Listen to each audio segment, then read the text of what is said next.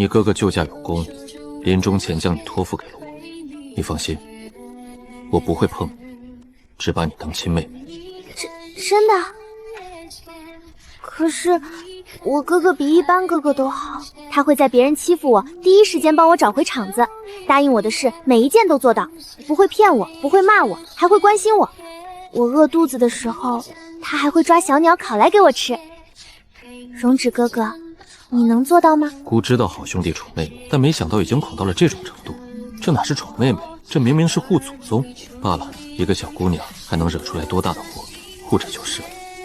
乖，荣止哥哥会护着你的。荣止哥哥最好了，荣止哥哥是帝王，要说话算数哦。食言而肥的都是小狗。天色不早了，睡觉吧，我有点困了呢。既如此，那你就先睡下吧，有事就叫身边的人去找我。等等，荣止哥哥，你不能走啊！云娇娇，我现在是你哥哥。我当然知道你是我哥哥，可别人不知道啊。今天咱俩大婚，你把我扔这儿自己走了，我得多丢人。明天大家指不定怎么笑话我。哪有你这么当哥哥的？那就有当哥哥的和妹妹同床共枕的。要不，荣止哥哥，你在那凑合凑合，我哥哥绝对不会让我在外面丢人的。你不是说要像亲哥哥一样宠我吗？难道刚才的话都是骗我？你放开，我住旁边侧间，今晚不走。哥哥，你一定让身边的人守口如瓶啊，千万不能告诉别人你只睡侧间，还有明天后天也要回来住，话本子里写新婚3天必须住一起，不然就代表男方不满意女方，咱俩可不能让人笑话啊。哥哥你听，姐，妈妈要好好当哥哥哦。巧云、巧珠，你们家贵妃娘娘要睡觉了，快来伺候我。想让姑当哥哥的他，比想让姑当夫君的他还要让人窒息。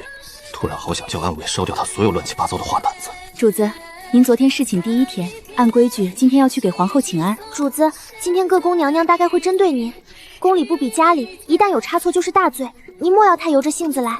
宫里的娘娘都不好适用，您是第一个让陛下留宿的，无论皇后还是嫔妃都不会善罢甘休，所以您今早尽量。受刁难、受委屈，委曲求全不存在的，是时候让我的好哥哥发挥作用了。走，找荣枝哥哥。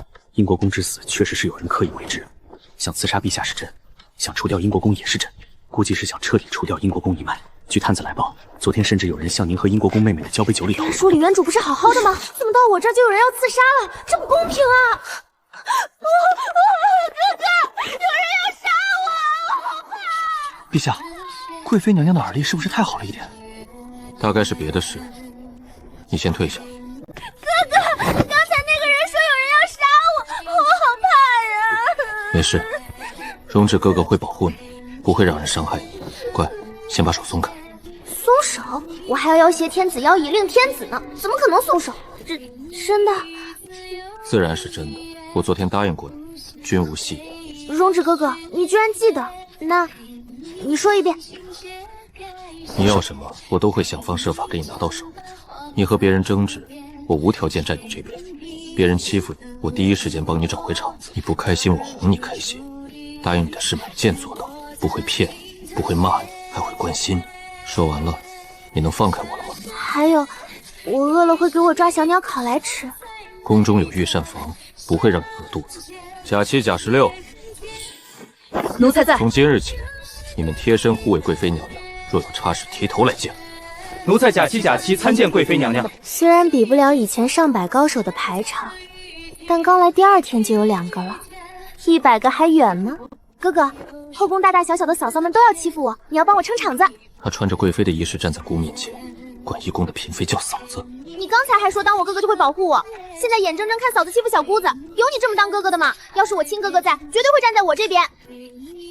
怎么回事？好好说。宫里的娘娘个个有靠山，就我爹没了，哥哥也没了，唯一一个没后台的，我还是第一个让你留宿的，他们肯定要针对我。不说别人，皇后位分比我高，万一我今天一去，她直接赏我宫廷赐死3件套怎么办？到时候不用换人动手，我就先没了。不会，宫有宫规，贵妃有品级，即便是皇后也不能不按规矩办事。而且皇后对下一向宽容慈和，不会把你怎么样。武将家的女儿怎么可能宽容慈和？她肯定是装的，你看看我不就知道了。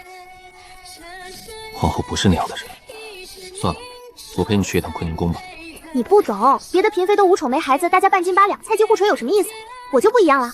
你在我这儿留宿了，他当然对我不一样。那今晚还要我去？你不来，别人以为我失宠了。大家都没有的时候不攀比，有了又没了，那多没面子。荣止哥哥，你听，里面有坏小嫂嫂说我，他们说我没规矩，仗着圣宠不把皇后娘娘放在眼里，还说我搞些安杂玩意儿，把陛下留在寝宫，是祸国妖非，迟早没有好下场。若是真的祸乱后宫、离间帝妃之人，必须严处。还有那个绿衣服的，他说我要是有了龙子，肯定觊觎后位。还有穿粉的那个也在附和。哥哥，你都听见了吧？荣止哥哥，你不会法不责众吧？我可已经听到10多个不同的声音在骂我了。这要是不治罪，那我得多亏。哎呦，我的小祖宗啊，您可别再说了，没看皇上正在气头上吗？您就别添油加醋了。后宫之人有什么自己的建议？做不过是家里人的想法罢了。我倒要看看这些好臣子到底给朕送进来些什么样的妃子。皇上驾到，贵妃娘娘驾到。贵妃娘娘驾到6个字，比皇上驾到4个字多了2个字，显得更有排场。嫂嫂们还不知道大念临头，个个恨不得当场变成下凡仙子。可惜啊，已经闻到血腥味了，我要去旁边稍稍，省得溅我一身血。要不是因为你各种上眼药，我今天会这么生气吗？还好意思躲？爱妃们在聊什么？这么开心？各位妹妹方才都在说，贵妃妹妹云姿出众，定是个可人的姑娘，希望以后能在后宫好好相处。是吗？朕方才在门外可不是这么听说的。请陛下恕罪。满殿都跪了，就他一个人坐着。荣止哥哥，算了，跟他掰扯，他能从妹妹论到小姑子，从小姑子论到辈分，最后论到姑不配当哥哥，省了吧。叫你们说我是祸国妖妃，叫你们说我没规矩，看看现在谁跪着谁坐着。有靠山就是这么好使，有哥哥就是可以为所欲为。要不是他各种上眼药，朕今天会这么生气吗？还好意思在背后作妖。刚才是谁说贵妃是祸国妖妃，定会祸乱魏国？站出来！妈呀！紫檀木桌子一拳一刀裂口，我的大饭票力能扛铁，我只是个脆皮丹修啊。不过这么厉害的大饭票罩着我，以后我岂不是可以安心造作了？不说是吧？好，包庇企图内乱魏国之人与谋反同罪，所有人都一起罚。哥哥，他背后说我不配待在你身边，他说我出身低微，不配住在宫里，还有他也说过我坏话，谁说过我坏话我都清清楚，绝对不会认错人。把说我坏话的都出来，其他人就不用受连累了。我可真是太善良了。好友到底怎么养的妹妹，能把妹妹养成这样？原本想杀鸡儆猴，好好惩治一番，看了他那张脸，没那个心情。但凡参与者，杖50，连降3级，让你们以后长长记性，什么事该参与，什么事不该参与。哥哥，你早上吃饭了吗？不然我陪你去吃饭吧。吃过了，一会儿要到乾清宫议事。那哥哥你快去议事吧，我回去吃饭了。说走就走，比来的时候还干脆。孟元鼎，你说我是不是贱坯子？以前这个时间都是爹娘和老祖宗看着我炼药的时间，那时候觉得好烦，天天干活。可现在清闲了，我又觉得好空虚，总感觉少了点什么。那你就重新开始炼药呗。我看院子里有龙吟草、青兰草、帝王花，其他不够的药材去药房找。你现在是贵妃娘娘，他们还能不给你？对呀，大饭票说了他是我亲哥哥，我只是小小的用一点药材而已，亲哥哥肯定不会介意的。我必须是最有面子的那一个。这镯子是今早大饭票专门让人送来的，你们有吗？没有吧？哎呦，贵妃姐姐就是金贵啊！这黑牡丹千金难求，您说摘就摘了。果然英国公府家底儿厚，才能让姐姐这般奢靡。这女人当着这么多人的面阴阳怪气，摆明了是来找事。巧云，以下犯上，该当何罪？回禀娘娘，嫔妃以下犯上，掌嘴30。给我掌嘴！宫里哪有这么暴力的人？一般不是都阴阳怪寒暄一阵的吗？哪有直接上手的？他就不怕名声有损吗？贵妃娘娘，你快住手！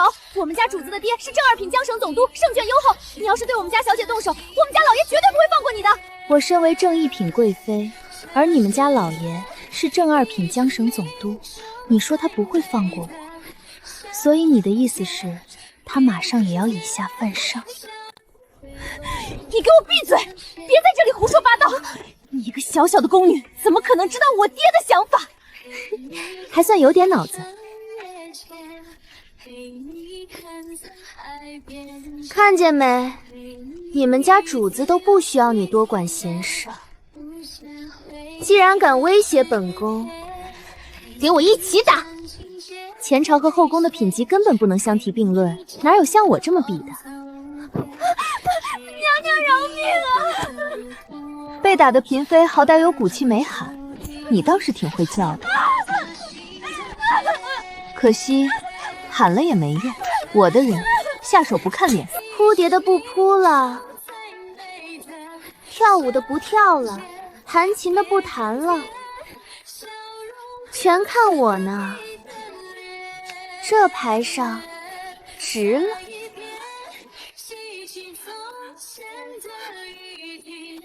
陛下，救命啊！贵妃娘娘冤枉了臣妾，陛下，你要为臣妾做主啊！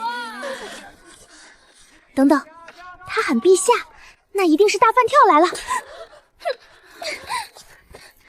我不知道他拍手啥意思，但我知道一件事：谁先跑过去喊冤，谁就是受害者。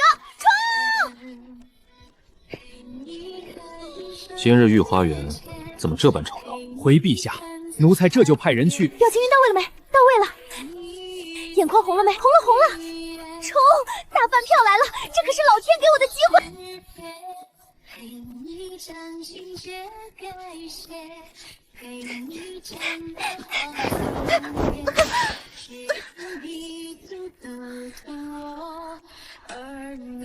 发生了什么事？躲我！大饭票居然躲我！行，记账了啊！荣止哥哥，那个人说你声迷成性，我在帮你教训他。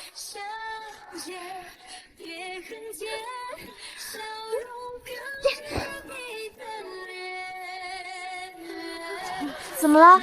他确实说了我奢靡啊！奢靡不就是花你的钱吗？花你的钱不就是花大饭票的钱吗？大饭票就是陛下，所以他就是在说陛下奢靡成性，逻辑完美，无懈可击。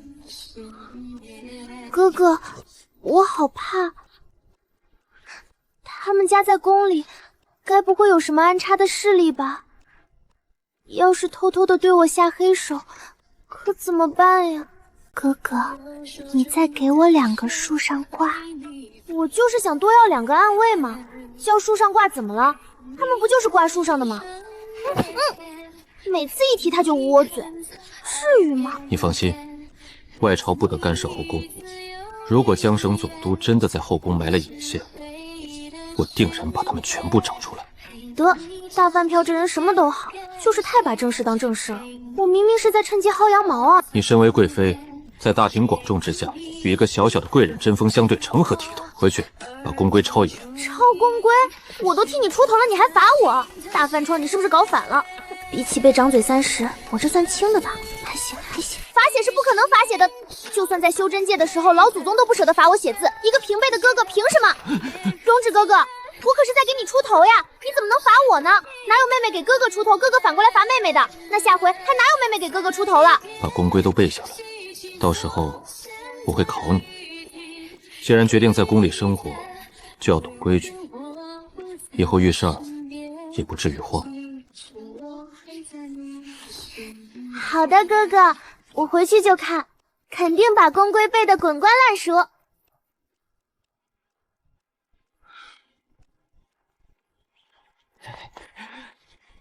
不用罚写，赢。大饭票走了，可以继续干正事了。这御花园的药材虽然品相一般，但种类还挺齐全，收获不错。巧云，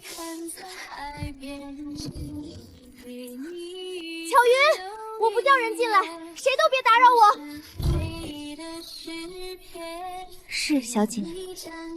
没想到这个小世界的东西质量不怎么样，但还挺全。今天找到了好几种丹方的药材，够我们1天3炉练好几天的了。那你就先练几锅你用得上的吧。介绍一下混元鼎，修真界排名前3的炼丹神器。为了低调，变成了一口砂锅。反正以后在这里的日子还长，总要有些常备的药品。对对对，先来一炉驻颜丹。驻颜丹之后再弄美颜丹，最后炼一炉氧气丹。不能光长得漂亮，气色也要好，那才是真正的美女。3种丹药全跟脸有关系。混元鼎本体虽然有裂痕，但毕竟是神器，哪怕变成砂锅，自行起火，控温聚灵，一样不少。炼丹这事儿，我还是有点本事的。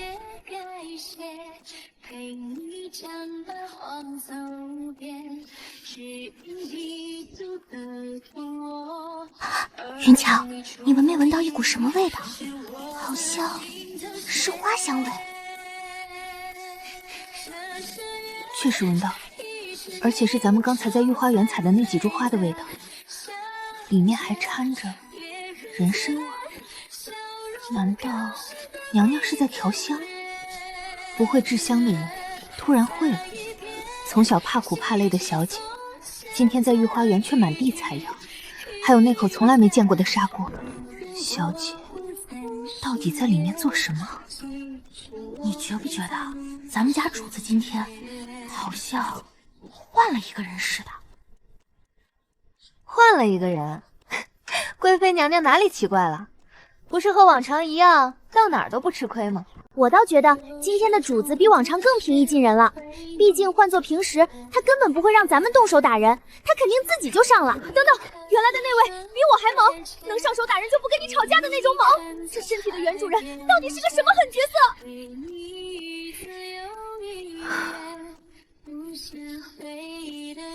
说不清楚，可我就是觉得今天的小姐跟我从小一起长大的那个小姐不太一样。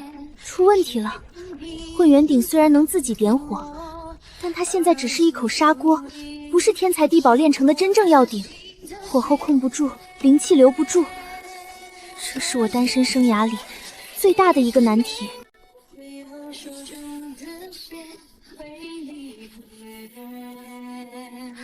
来了来了来了，时辰到了，按照正常流程，丹药应该嗖一下飞出来，金光闪闪，药香四溢。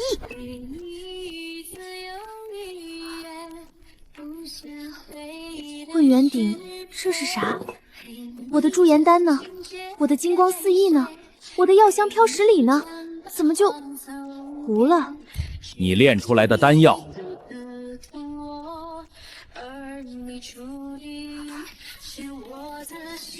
丹药不都是圆的吗？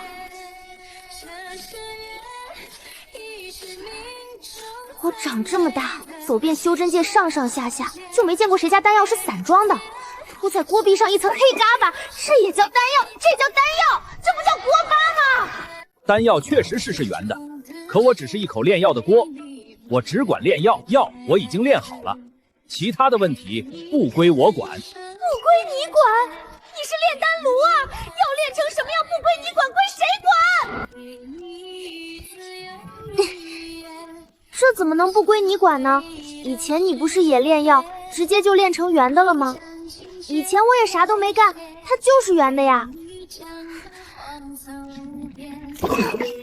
所以是我把你惯的喽。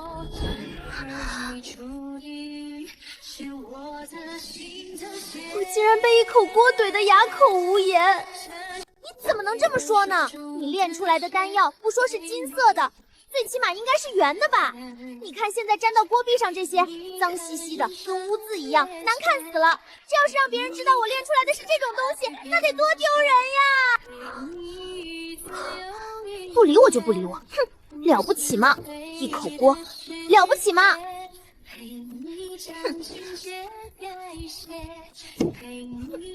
可我的驻颜丹怎么办嘛？一想到以后天天有人在背后讲究我、挑我的刺，我就一阵糟心。回主子的话，陛下现在应该还在乾清宫议事，估计没有时间用膳，不然您先吃一点。这破宫规到底什么时候能背完？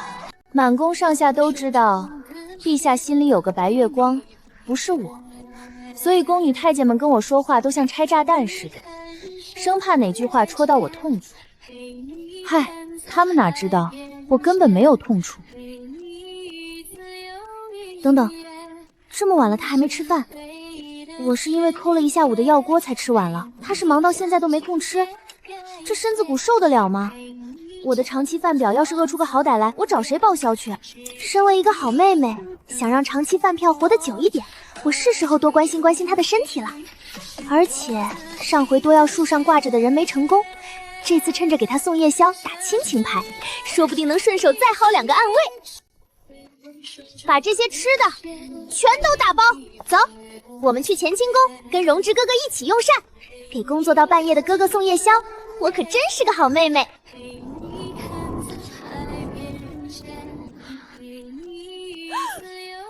完了！娘娘这么急吼吼的去找陛下，万一一言不合做出什么以下犯上的事，我的命还要不要啦？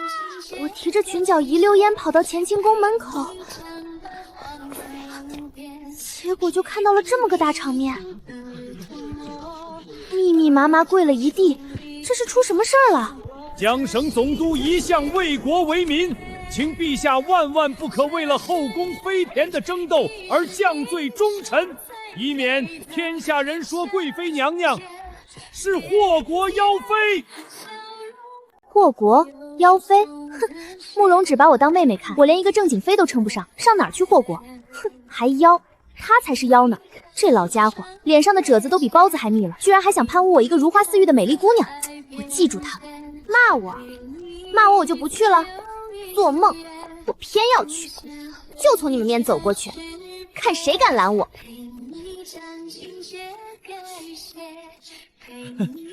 哎呦，贵妃娘娘，您怎么来了？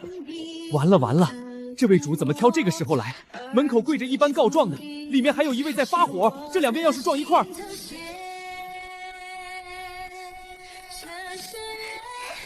德生啊，我听说荣止哥哥晚上没有用膳，特意带了些吃食来看他，高贵矜持，一点都不像祸国妖妃，完美。哎，确实如此。下午的时候，陛下发了一场大火，气得到现在，没想到还扰了贵妃娘娘忧心。到底是谁把这话传出来的？下午发大火，该不会是因为我在御花园打了那个嫔妃的事吧？不管了，封建社会嘛，皇权大于天，这些我都懂。正常宫妃大概能听出来他在暗示帝王行踪不能随便打听，以后别再这么干了。可我又不是正常宫妃，我压根儿就没在意这些。这怎么能行呢？哪怕是再生气，也要吃饭呀！我现在最大的靠山就是大饭票，要是大饭票饿出个好歹来，早亡了。我去哪儿再找一个这么合格的便宜哥哥？他又没休息，饿死了怎么办？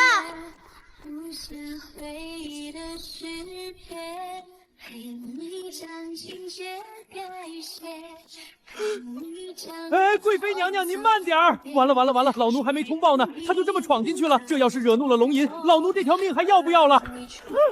贵妃娘娘，这里是乾清宫，陛下召您，您才能进去呀！贵妃娘娘，等等老奴！听不见，跑太快了，听不见。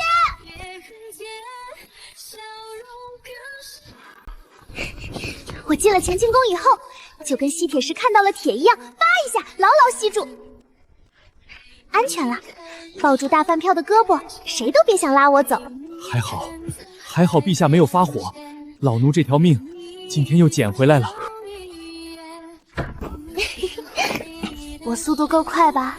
还没等他发脾气，人就已经贴上去了。先抱上再说，总不能把我推开吧？荣止哥哥，你怎么能这么不爱惜身体，连晚饭都不吃呢？要是饿坏了，可怎么办呀？我听到你没吃晚饭以后，连自己的饭都吃不下去了。我们一起吃晚饭好不好？虽然大饭票不能来我寝殿一起吃，对新婚夫妻来说差了点意思，可别人还没机会跟便宜哥哥一起吃饭呢，我不丢人。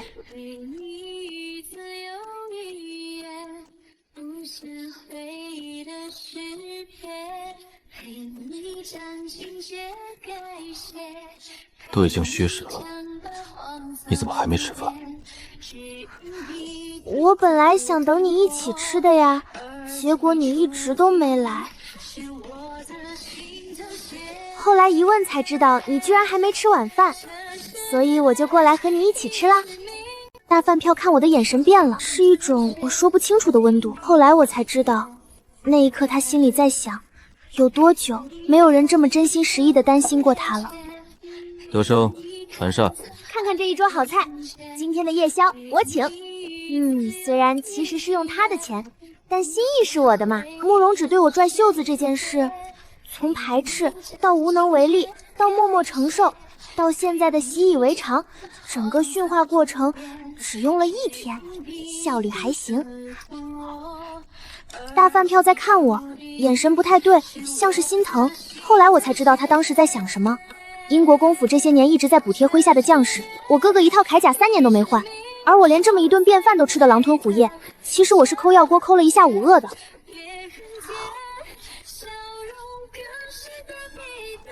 以后跟在荣之哥哥身边，不会再委屈你了。大饭票好像误会了什么，不过这句话我爱听。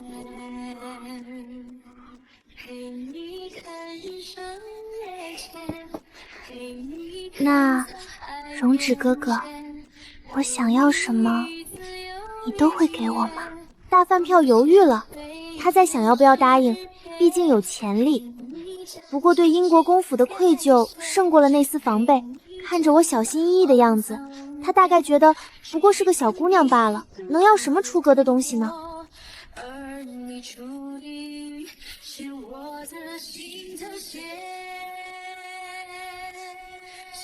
只要不涉及皇权，你想要什么，荣止哥哥都能满足。那荣止哥哥，你能不能再给我几个房梁上挂着的人？上次叫树上挂他捂我嘴，这次我换了个说法，房梁上挂着的，换个位置，应该不会再被捂嘴了吧？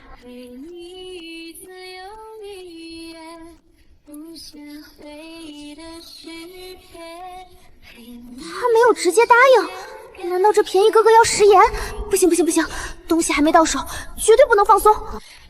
我以前管我哥哥要东西的时候，我哥哥都不会不给我的，更何况你刚才已经答应我了，我哥哥从来都不会骗我的。我没说不给，你要那么多暗卫，到底有什么用？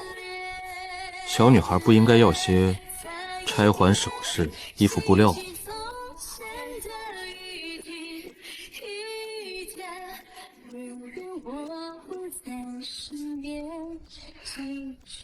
因为钗环首饰有是什么用？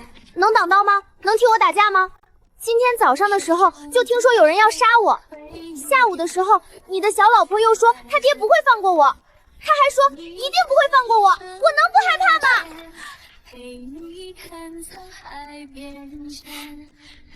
大饭票又沉默了，后来我才知道，那一刻他想起了老国公，我爹战死沙场的时候，我年纪还不大，是跟哥哥相依为命长大的，没有安全感也是情有可原的。罢了，都随你吧。成交，我哥哥从来不骗我这招，百试百胜。不过大饭超对我确实挺好的，这个便宜哥哥还行吧。加5，加15，加25，加35。从今天开始，你们听贵妃娘娘的差遣，一切行为规则以贵妃娘娘的安全为先。加5，加15，加25，加35，定会保护好贵妃娘娘安全，任凭娘娘差遣。4个，一口气给了我4个，不是树上挂的，是正儿八经从门口闪进来的，太帅了！去陪便宜哥哥吃了一顿饭，收获4个暗卫。到手回来之后，大饭瓢又让人送来一堆珠宝首饰和玩具。到手投入1碗饭，回报1座金山。这哥哥太值了。等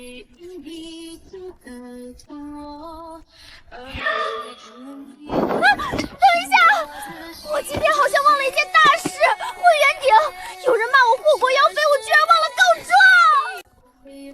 要不现在去告状？算了吧，大饭翘今天也不容易，气得晚饭都不想吃，放过他一天，明天再说。那个脸上褶子比包子还密的老家伙，我记着呢，跑不了。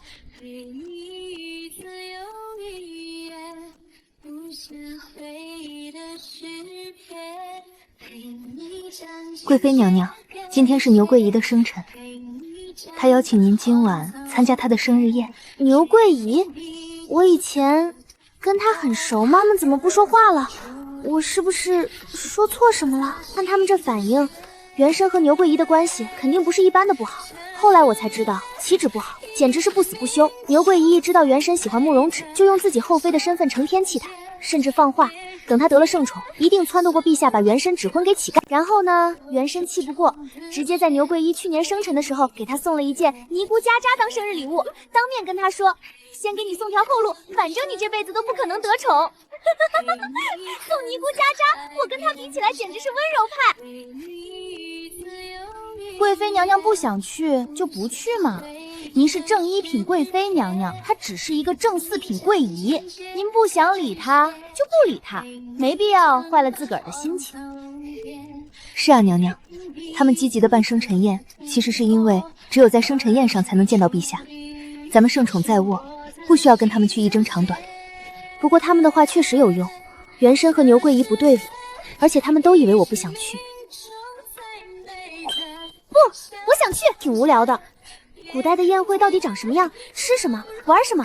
有没有歌舞表演？而且听这俩的描述，牛贵仪应该是个很有意思的对手。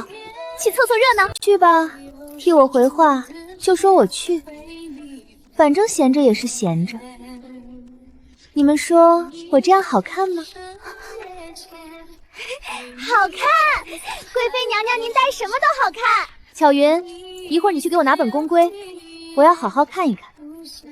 当然是要看看宫规里都写了什么呀，也好知道后宫都有什么规矩。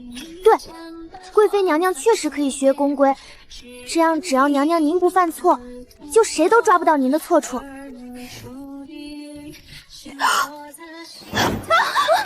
谁说我学宫规是以后自己不犯错了？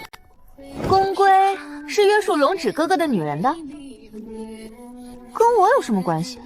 啊，我跟他们当然不一样，有我哥哥的关系在，陛下一向把我当妹妹。陛下的妹妹不就是公主吗？宫规约束的都是后宫嫔妃，跟我这个嫁了人的公主有什么关系？逻辑完美，无懈可击，分工明确，各司其职，完美。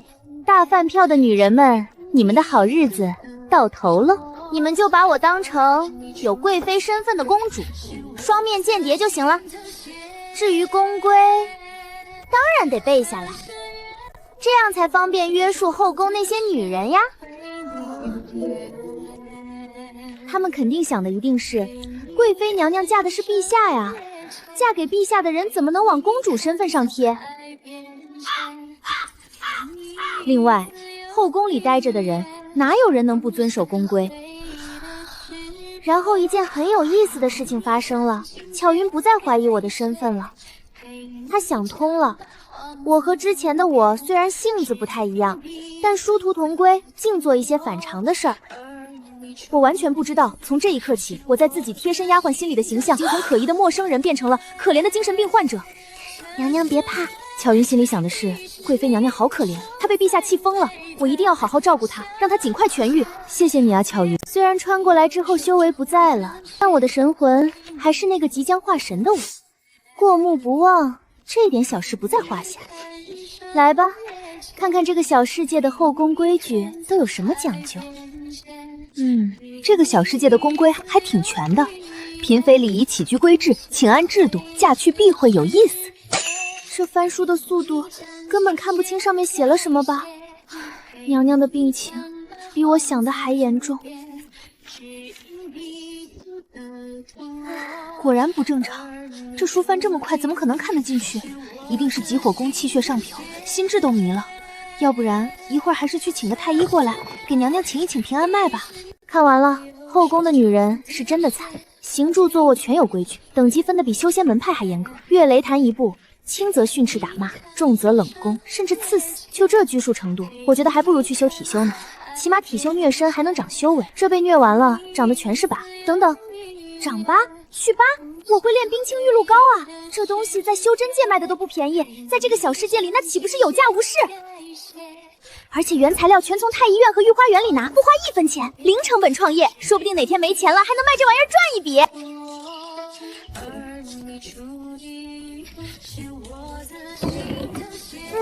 这个要，这个也要。哦，这个好东西，多拿点。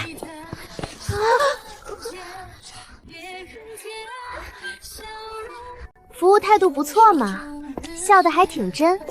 看来大饭票的面子确实好使，以后常来。下次把冰清玉露膏的原料单子也带上，一趟全拿齐，效率为王。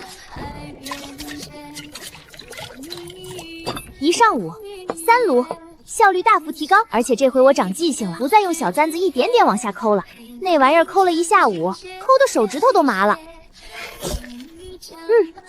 好用。专业抠锅的东西就是不一样，明显比簪子好用1万倍。以后每天3炉，配合锅铲、流水线作业。我作为一名即将化神的丹师，虽然装备降级了，但生产效率绝不能降。吃完午饭，下午没什么事儿，想着牛桂姨的生辰宴在晚上，干脆提前出发溜达溜达。在自己宫里待着也是待着，还不如出来看看这皇宫到底有多大。那个小宫女怎么回事？缩着脖子鬼鬼祟祟的，像是在躲什么人，和这宫里其他人完全不搭。等一下，这个背影好像有点眼熟，在哪儿见过？嘘，巧云巧珠跟我一起猫着腰，就是一个贵妃偷偷摸摸跟踪人，声势确实有点大。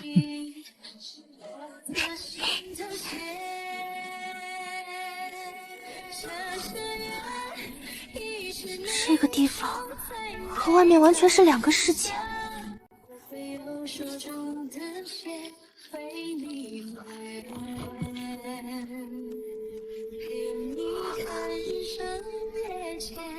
巧云，这里是哪里？这里是前朝冷宫。主子，这里不是什么好地方，我们还是走吧。冷宫？那个鬼鬼祟祟的小宫女跑到冷宫来干什么？巧云，之前我拿走的那个砂锅还给那个宫女了吗？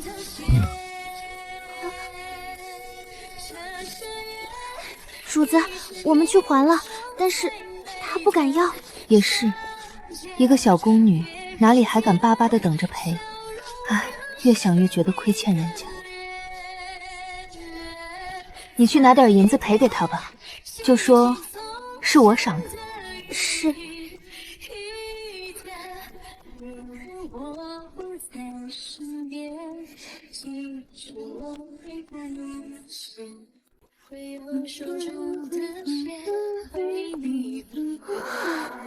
好了，英国聊聊，接下来去牛桂姨的生辰宴，看看古代宴会长什么样。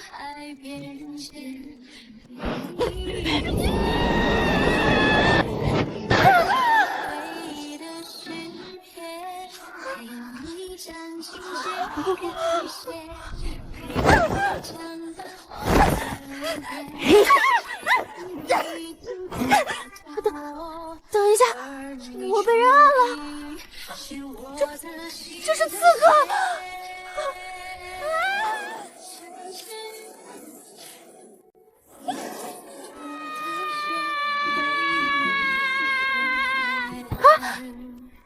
人呢？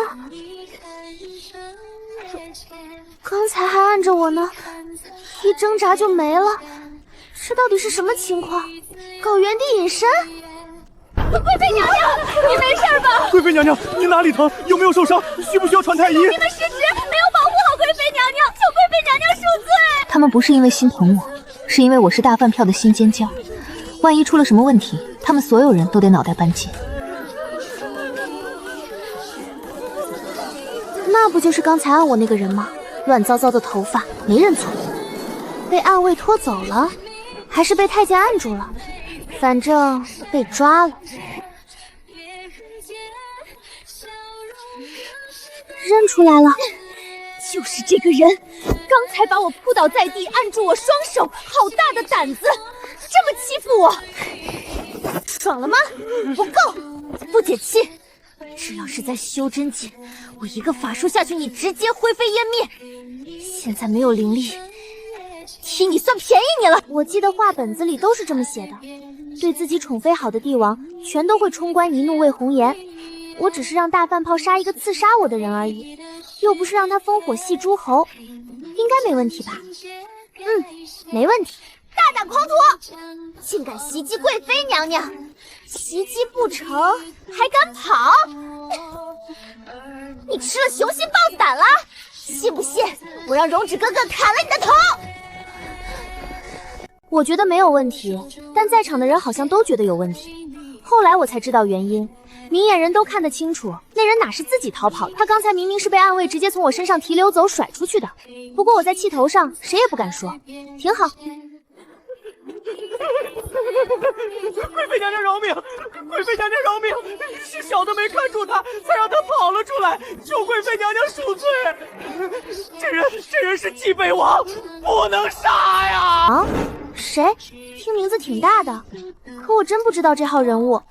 不过看周围人的反应，好像很严重。后来我才查清楚，先皇在位时宠幸姚贵妃，虽然对皇后和嫡子慕容直给了应有的尊重，但少了一丝真心。而济北王就是先皇和心尖上的姚贵妃生的亲儿子，先皇宠他宠到骨子里，5岁就封了王。后来先皇微服私访时遇上瘟疫，驾崩了，整个朝堂炸了锅，一半人支持嫡出太子慕容直，另一半有心思的乱臣贼子，偏偏要推一个不到10岁的小皇子上位。再加上姚贵妃自己也想当太后，前朝后宫斗得水深火热，最终慕容直技高一招，姚贵妃被赐了毒酒。而济北王得知父皇和母妃双双死去的消息后，刺激太大，整个人就疯了。如今已经18岁，可心性还和5岁的幼红一样。等等，所以我刚才一脚踹的是一个先皇的儿子，差点当皇帝的王爷，还是一个脑子只有5岁的傻孩子？我是谁？我在哪儿？我要干什么？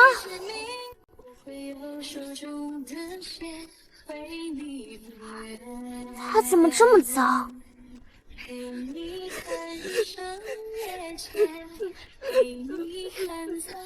他不是王爷吗？姚贵妃谋朝篡位的时候，这孩子也才不到10岁，以荣止哥哥的性格，应该不会和一个小孩计较吧。济北王当年夺嫡的时候确实年幼，姚贵妃是先进入冷宫，后被定罪的。当时年幼的济北王离不开母亲，就跟着一起住进了冷宫。等姚贵妃死了以后，陛下仁慈，没有对济北王出手，一切都随他喜欢，一切随他喜欢。神都傻了，随他喜欢，他又能喜欢成什么样？5岁的智商，难道喜欢街边的小唐柔吗？这个所谓的仁慈，说白了就是不管不问，把一个心智只有5岁的孩子丢在冷宫里。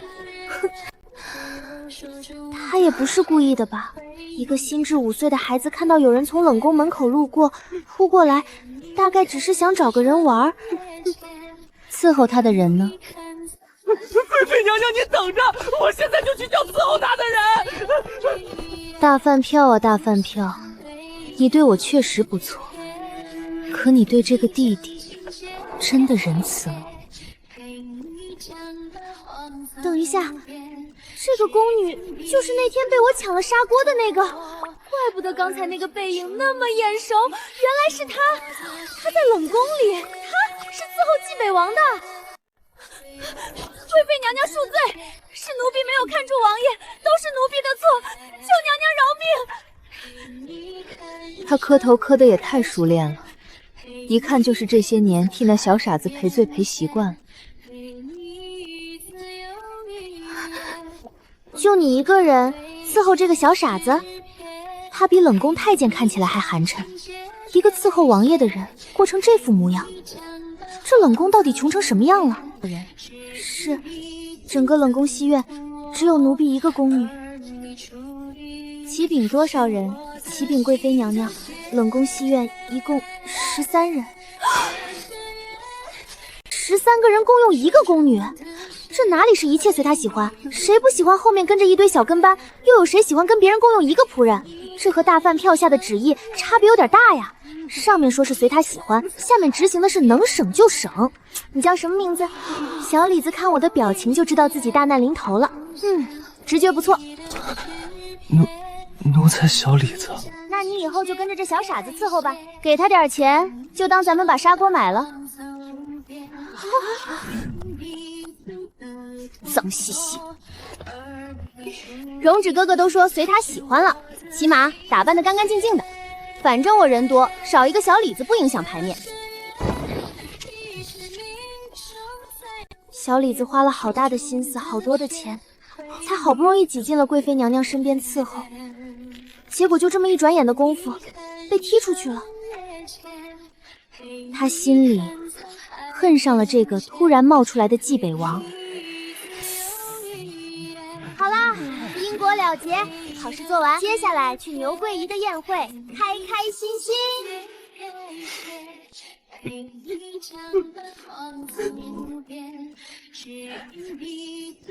殿下，您身上太脏了，奴才带您去洗个澡吧。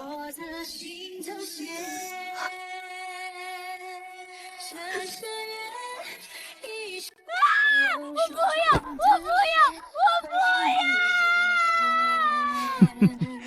这可不行，咱们得好好洗洗才行。今天我做了一件大好事，给一个可怜的小傻子分了一个伺候的人，比昨天的我更人美心善了一分。我真是一个好人呢。路上明明有好几个人，怎么一眨眼就没了？是快迟到了，所以走得快吗？算了，管他们呢，走，去看看古代的生辰宴到底长什么样。一个个的胆小鬼，我现在每天什么都没干呢，就怕成这样。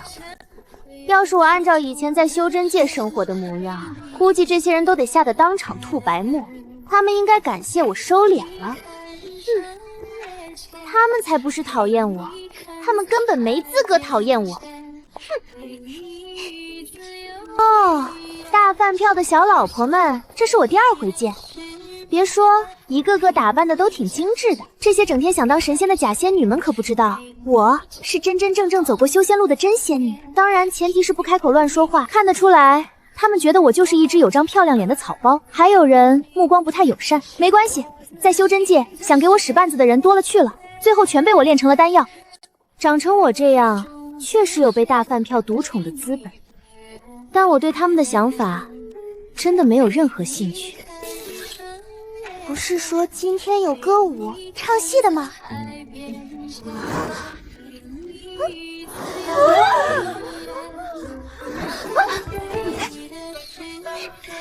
快带我去看看，贵妃娘娘来了呀！嫔妾还以为您自视高贵，根本就看不上咱们这小戏台子呢。去年我生辰，您送我一件袈裟，我真的是特别喜欢呢。毕竟那袈裟可是用真金丝缝制的，还是陀罗尼女僧曾经穿过的，真是价值连城啊！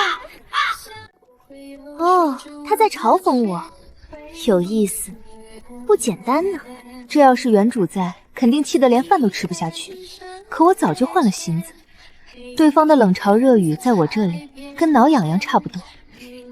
主子阻止了我送礼，一定是被刺激得太狠了，不能再让牛桂姨继续说了。原主走的时候只让我搞定原书男女主，可没让我跟牛桂姨正面硬刚。但现在是他先来招惹我的，那就跟原主没关系了。来吧。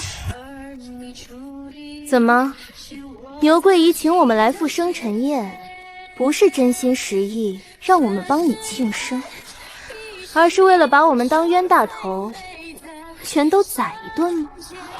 不送贵重的礼物，还要被你堵在门口当众为难。牛桂姨，你可真是……牛桂姨一直觉得原主脑子不好使，有什么争都直来直去，从来不用脑子。可她万万没想到，我到了这里以后，彻底转了性子。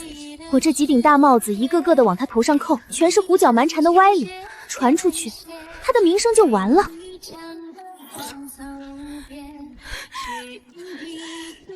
云娇娇，你别在这里胡说八道，破坏我的名声！我那不是喜欢大家送钱，我只是喜欢你送给我钱。牛桂姨同学，你是我来到这个世界以后遇到的第一个自己把自己坑死的人，谢谢你。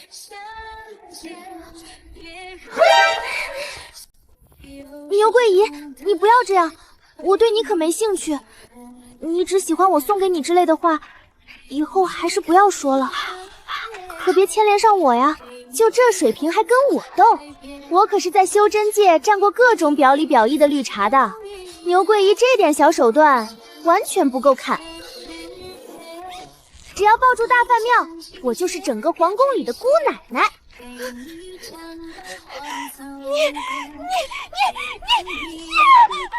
你了半天什么都说不出来，牛桂姨算是见识了我的胡搅蛮缠。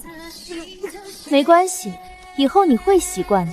算了算了，别气了，来，给你一个好东西。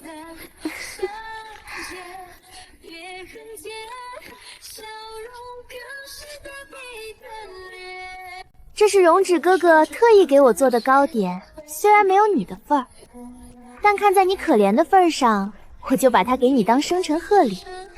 礼物私人吧，谁让你都得不到荣氏哥哥的赏赐呢？他没有资格吃，也就是说，这块绿豆糕只能供着，最后可能长出一些不讨人喜欢的小可爱，天天看着一块长毛的绿豆糕。云贵妃娘娘，你把陛下亲赐之物就这么送人，可知该当何罪？哦，一个宫女质问正一品贵妃该当何罪，在宫规里叫什么来着？让我想想。你可以亲自去问荣氏哥哥，但你今天以下犯上，按宫规掌嘴30。巧云，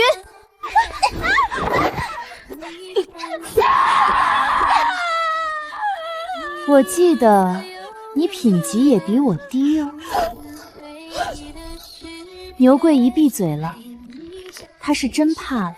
牛桂姨心里大概在想，我以前那个天薛学院闺秀行事，极为注重脸面和名声，一心只想嫁给陛下的人跑哪儿去了？答案是跑回修真界去了，剩下我这个不讲理的。算了，这宴会真无聊，戏也没看成，还打了2场架。走了走了。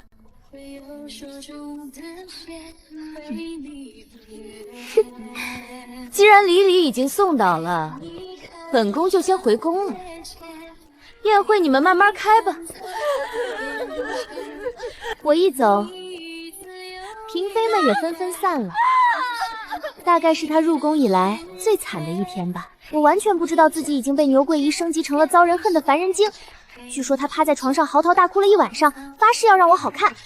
不管了，到了晚膳时间，大饭票又没按时来报到。作为一个好妹妹，打包出发，给哥哥送饭去。你们昨天为那些人求情的时候，个个能言善杀，如今让你们提出行之有效的赈灾方案，倒是一言不发了。怎么，国家大事，百姓生计，你们不上心，把精力全放在结党营私上了，那就自请挂冠而去，把你们的位子让给有用的人吧。陛下，西北大旱已经持续8年之久，这必然是天降灾难，还请陛下降下罪己诏，以平天怒。这个老臣，在文臣中享有极高威望的老家伙，他结党营私的账还没跟他算呢。要不是现在牵一发而动全身，他真想现在就把这老匹夫给剁了。陛下降下罪己诏，能感念上天，必将天下太平。如此爱民孺子，我魏国海清河岸指日可待。他就是想破坏慕容止的名声，让他失去民心。慕容止在考虑一件事，现在拿下这群老匹夫，直接清洗的可能性有多大？但郑国公在京郊屯了3万兵民，一个弄不好，京城大乱。你胡说八道！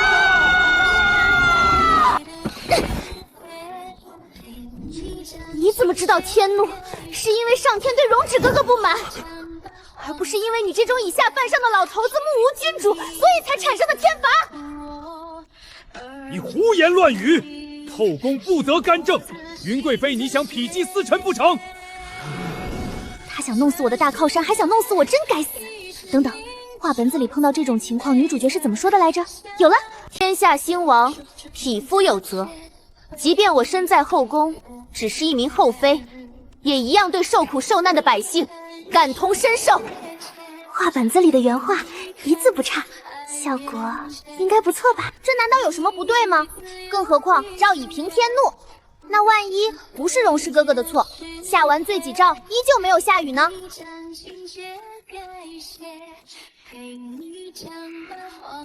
罪己诏都没下，你怎知无用？若真是下了罪己诏还无用，那便证明并非陛下的错。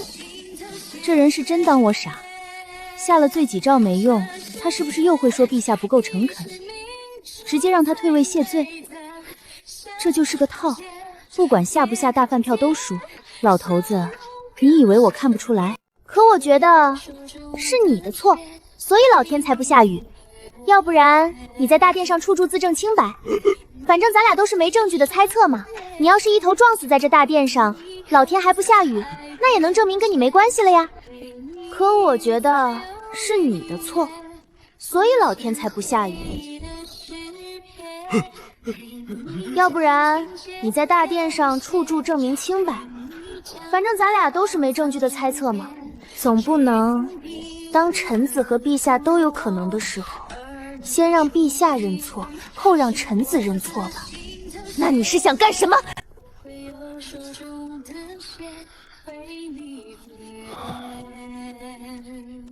那教教大师，要不要给荣止哥哥看看魏国的国运？我这半桶水的半吊子，测倒是能测，但问题是魏国国运向西流，早晚会被西边的势力吞并。我要是跟大饭票说实话，他会不会当场断了我的饭？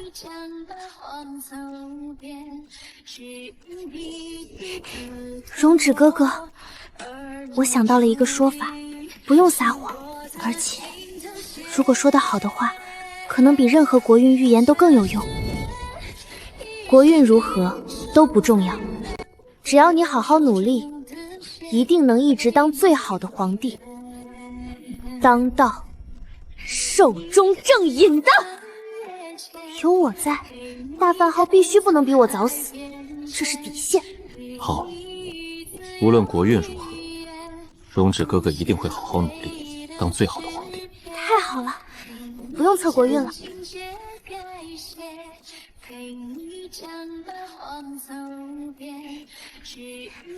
表面上我在看画本子，实际上我一直在跟混元砂锅讨论一件大事。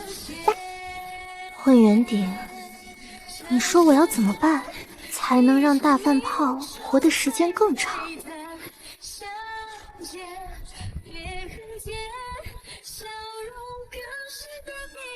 你完全可以在他死了之后再找个下家，就没有现在这么恼人的烦恼了。找下家？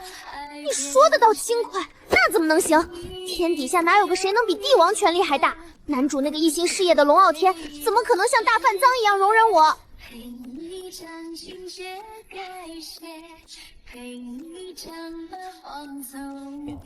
那你不如先帮他保住帝王子气和国运，我能感觉到整个国运向西方泄去，你可以想办法让他把那缺口给堵上。你说谁胡搅蛮缠呢？哼，和他理论半天，一个字都不回我。明明刚才是他自己说自己胡搅蛮缠，我说他就跟我耍脾气，这种熊孩子不能惯。砂锅说的对，大饭票不倒台，我就安全。得先搞清楚这个缺口到底在哪儿。德生，你有没有魏国的玉图？贵妃娘娘，您稍等，奴才现在就去拿。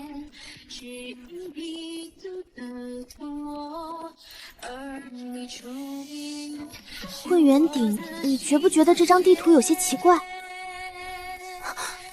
我把所有山脉的方向连起来看，怎么觉得这像老祖教我的阵法入门中的一个聚气阵法？一国想要兴旺，必须聚其气。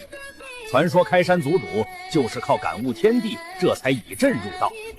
这种凡俗界的国家，自然也逃不出天道所布下的阵法。会不会有人故意在西边动了手脚，要破大饭票的国运？是哪个刁民想要害我的大饭票？西北大旱8年，国运向西泄去，这不是天灾，这是有人在搞鬼。可问题是，从京城到魏国最西边境，中间隔着千山万水，根本不可能精确定位是哪里出了问题。难道我跟大饭报说，麻烦你把京城以西的所有土地都挖一遍，看看缺没缺点什么？我的第2任主人是1300岁飞升的佛修天才，悟性极高，心性坚韧。我的第3任主人天资聪颖的福修，你是我所有主人中唯一一个没有飞升的。我的第4任主人天纵奇才的阵法大师。这都什么怪物？他在用他的历任主人羞辱我。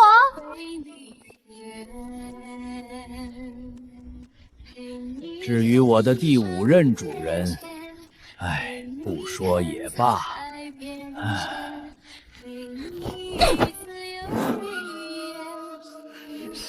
我怎么记得我就是你的第5任主人？你都到这种时候了，还在讽刺我是你历届带过的主人里最差的一届吗？我就是个神器，要什么人性？讽刺你自然是一部分原因，他们所学的东西我也都看过，包括阵法在内。如果想学的话，我可以教你。让锅去干活，我在旁边躺着，岂不美哉？那你可以自己看呀，你都会了，自己看不是比较快？为什么要让我学呢？你难道没听出来我在扶贫吗？你就是我带过的最差的一届主人。我说出这些，只是想让你自己变强。要是你自己不长进，你的大饭炮死不死关我什么事？这天下哪有不劳而获的好事？砂锅说完就不理我了，他觉得自己已经够意思了，反正有他在，饿不死我。他嘴上嫌弃我，但从来没想过丢下我。那行吧，学就学吧。不过我提醒你，我可不是你最差的一任主人，而且你在别人那儿只是辅助炼丹的，在我这儿可是本命法器。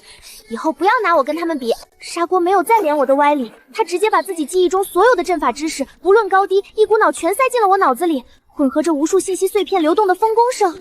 我当时并不知道，他传进我脑子里的是一位飞升大能从入道到飞升的全部阵法心得。太惨了，我实在是太惨了。之前在修真界的时候就被老祖宗逼着学阵法入门，不过好在我脑子不笨，学就学吧。为了大饭包，也为了我自己的饭碗。这几天我一研究砂锅灌进来的阵法知识，就头晕目眩，动不动就流鼻血。巧云巧珠吓坏了，不敢给我吃上火的东西。后来传了太医过来，也查不出个所以然。是哪里不舒服吗？有没有哪里疼？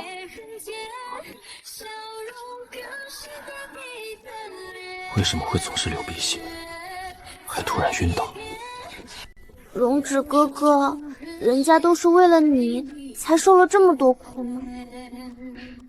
你以后一定要一直当皇帝，还要一直对我像亲哥哥一样好哦，不然的话我就太亏了。荣止哥哥一定会当个好皇帝，也会当你的好哥哥。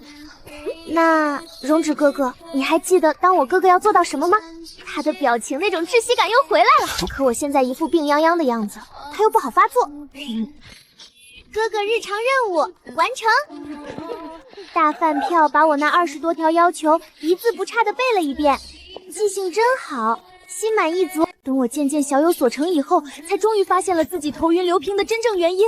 混元炳冠根本没有按等级来灌知识，我就知道你在阵法里1+1等于几都还没搞明白的我，他直接让我去探讨数学的真谛。大体位置找到了，虽然不能精确定位，但范围已经缩小了很多。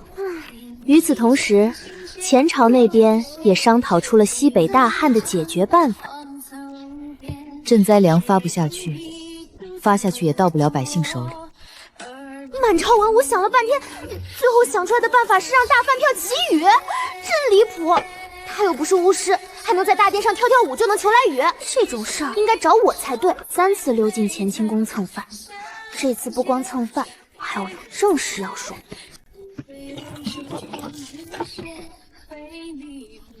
趁大饭票心情好、肚子饱的时候提方案，成功率最高。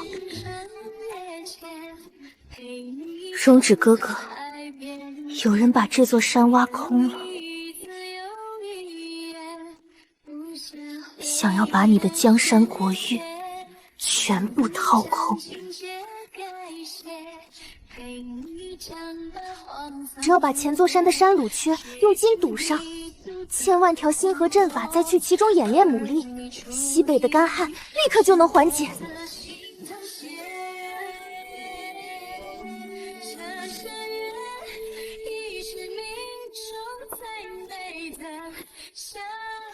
娇娇又开始算国运了。好啊，你居然在嘲讽我！他不信我，他居然不信我，他居然用那种小孩子又在胡闹了的语气跟我说话。荣止哥哥，你严肃一点，我可是在帮你解决问题。他没说话，可我就是感觉到他更不信了，甚至好像更想笑了。后来我才知道，他那一刻想起了那只叫龙猫的异兽，说我跟那只圆滚滚的东西一模一样。慕容直，你给我等着！